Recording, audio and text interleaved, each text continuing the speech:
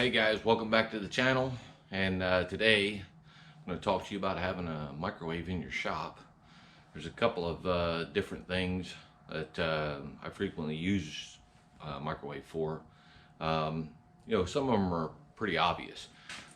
Like in the wintertime, you never know when you're going to want to, have a cupper, just to warm up and kind of give you a little energy boost to keep you going. So, I always keep, tea, coffee around because, yeah, for me, that's kind of an essential.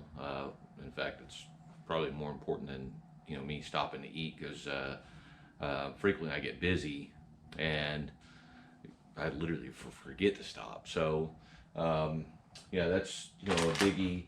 The other one is I'm going to show you why your Canadian tuxedo has pockets on the inside.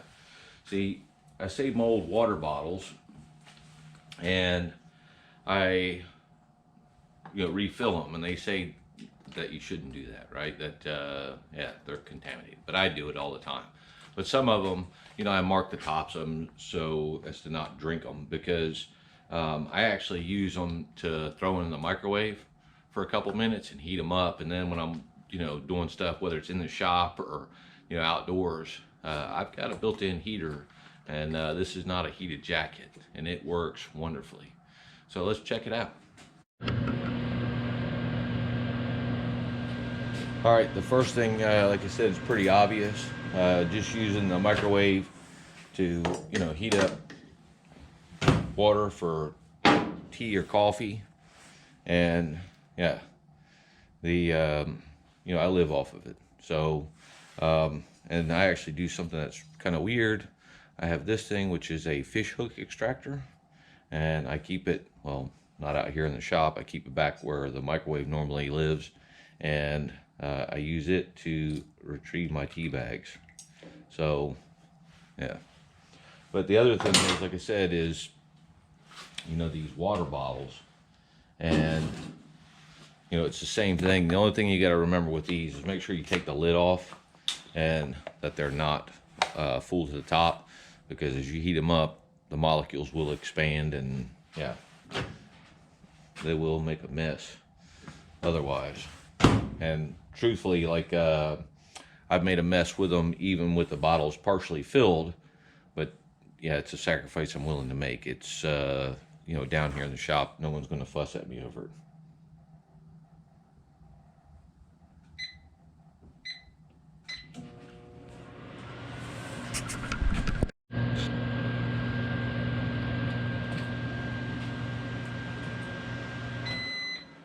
So in just a couple minutes, you can heat it up. And it's 140 degrees, and believe it or not, it will stay that way for quite a while. And yeah, what I do with them is I put one on this side, then I heat up the other one and put it in on this side, button up, and it'll keep you toasty, nice and warm. Yeah, that's why you got those pockets on the inside of your Canadian tuxedo. So the last thing that I'm going to do is, at first it's probably going to seem a little bit scary, but I assure you that it works wonderfully. If you have a press fit bearing, and if you heat it up, it expands radially. So instead of this having to be forced on, it'll drop on. And I'm going to heat this bearing up, and I'll show you with this shaft. Normally you'd have to press this on, but by heating it up in the microwave, it'll slip right on the shaft. The key is you have to wrap it, and then you have to wrap it and then soak it in water. Because you may have heard, like, when they talk about like different long-term space missions, about using water as an insulator for radiation. because water is really, really good at absorbing radiation, and in particular microwave radiation. So all you have to do is, swaddle it in a rag, or you can use paper towels. Really, anything will work. Now, you're going to need a pair of gloves because the whole point of this is you're heating up the bearing. So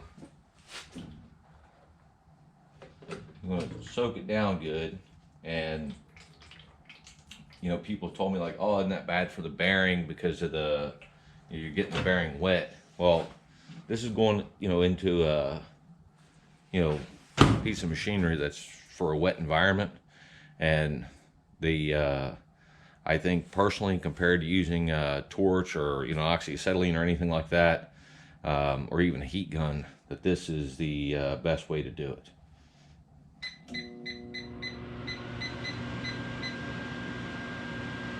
Now you can see I've set her up to run 5 minutes, and I'm hoping that the microwave doesn't mess up the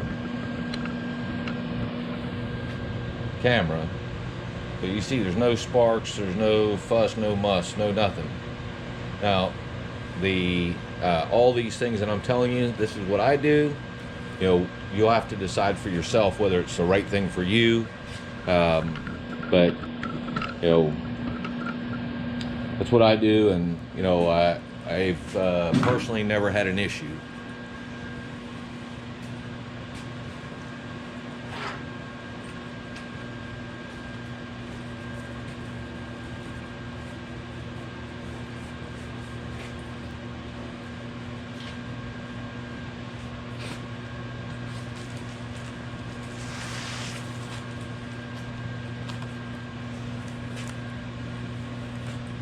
Now I'm going to let this run, and I'll probably fast forward for the video, but I wanted to record the whole thing so that that it's legit, that I'm not playing some, I don't know, silly game, because I wouldn't want to obviously, if you put in, some exposed metal, there's a good chance that you're going to fry your microwave, because metals obviously are going to reflect those microwaves around, and then directions, possibly back at the magnetron.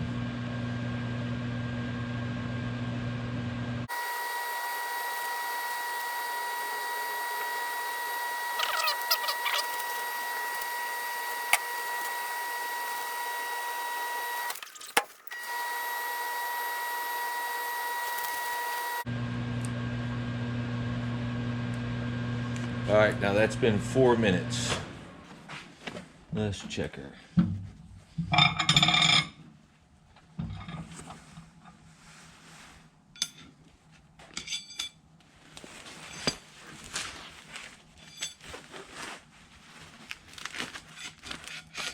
I gotta get her off of there before she cools back down.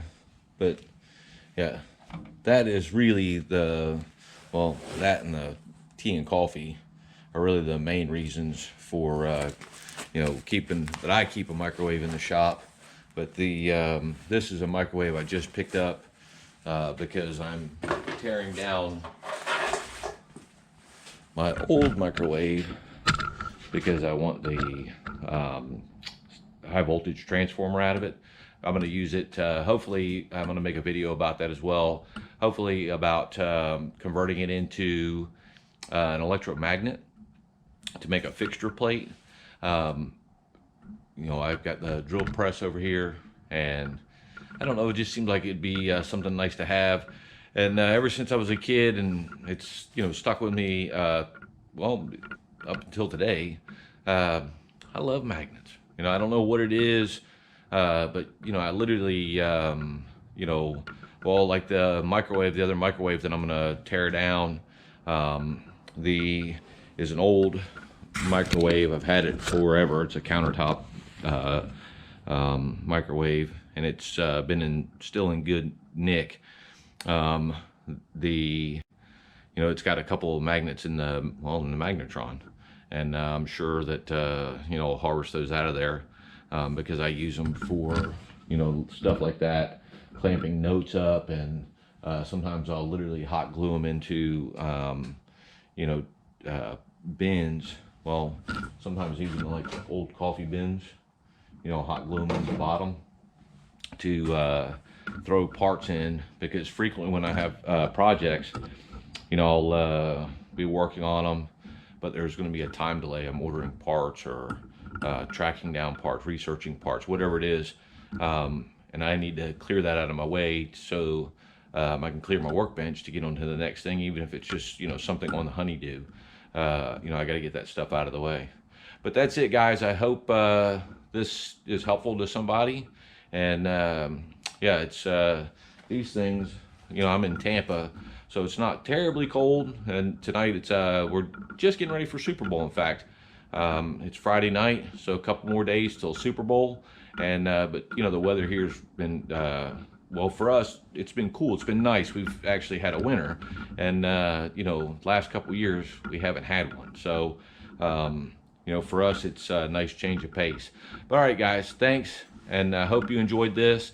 And again, please like, subscribe, and if you know anybody that would enjoy this kind of content, please share. Thanks, guys.